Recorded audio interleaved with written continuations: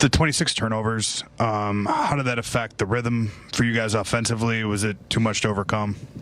I mean, 92 shot attempts to 77. And it's pretty much off our turnovers. I mean, they had 31 points off our turnovers. They had 19 second chance points off offensive rebounds, and that's pretty much the game right there. Well, we've talked about this group's lack of time together in late game situations, and we've talked to Darvin about the lack of practice time just available with the rapid fire NBA schedule.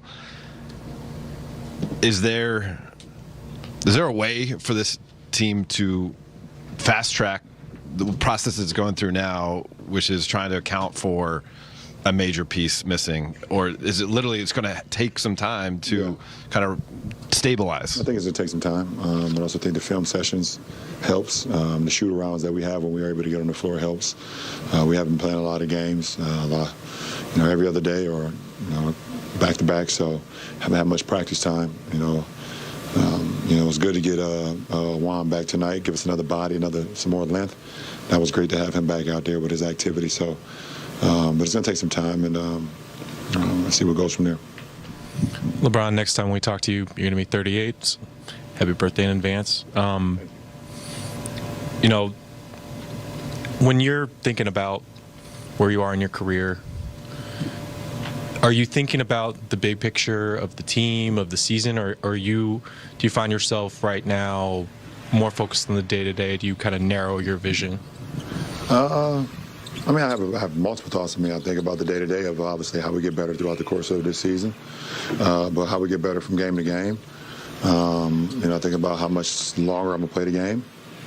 I think about that I don't want to finish my career, playing at this level from a team aspect. I must still be able to compete for championships because I know what I can still bring to any ball club with the right pieces. I think about, my son graduating high school soon and going off to college, and I'm still playing, and my youngest son is be a junior next year, and how much more time I'll miss.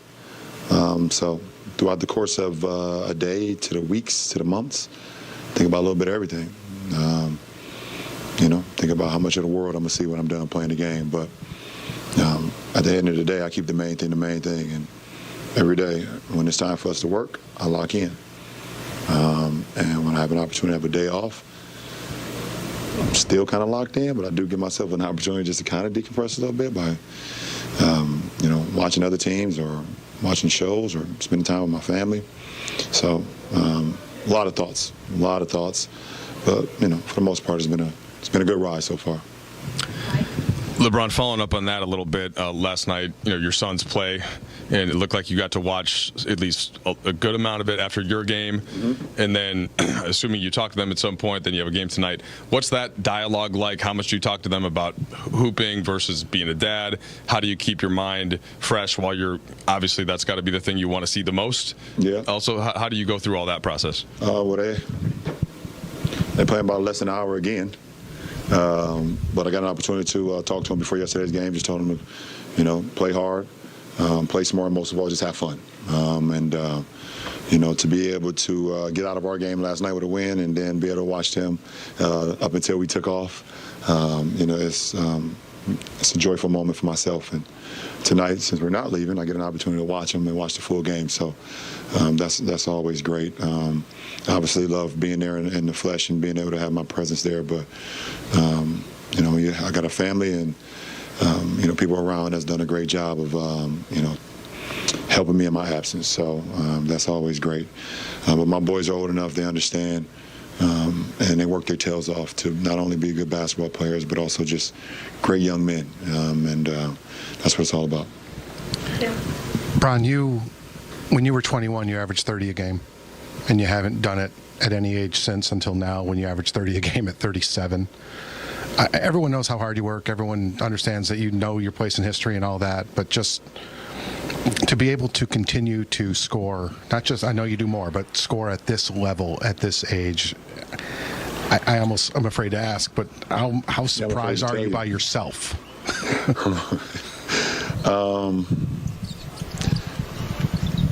I do know how much I put into the game, and I know how much I put into my body, into my mind, and all of those things. But I kind of surprise myself sometimes, just at the level.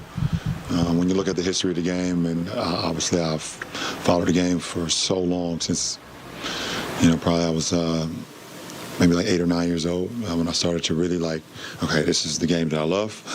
I started to read about the history of the game and the people that have come through the game and how long they was doing it for and things of that nature.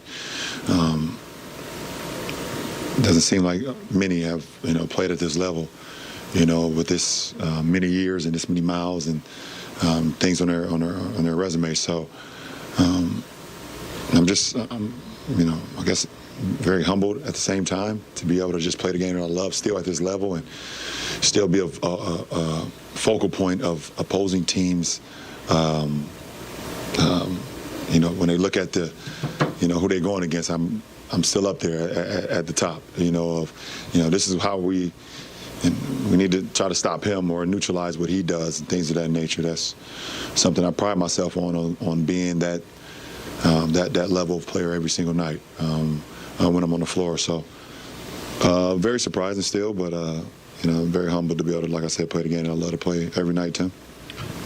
Last question, Dave. LeBron, since you kind of opened the door to it in your answer to Kyle's question, saying that you think about how much longer you'll play. There has been times over the last 5 or 6 years you seem like maybe you were closer to the end. You told us you ever try to start an old car in the winter.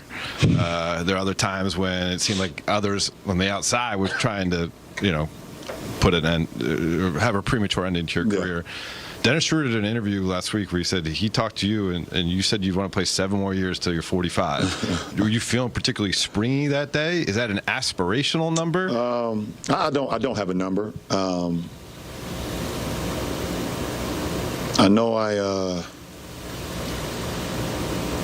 as long as my mind stays in it, I can play at this level for a minute. Now, it's up to my mind. It's not my body. It's going to be okay because if my mind into it, I would make sure my body's taken care of, and I'll continue to put in the work. I'm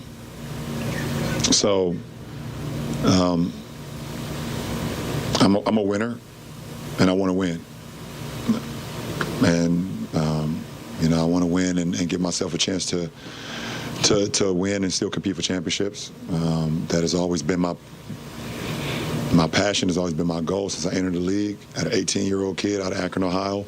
And I know it takes steps to get there. But once you get there and you know how to get there, playing basketball at this level just to be playing basketball is not in my DNA. It's not in my DNA anymore. So, we'll see what happens and see how fresh my mind stays over the next couple of years.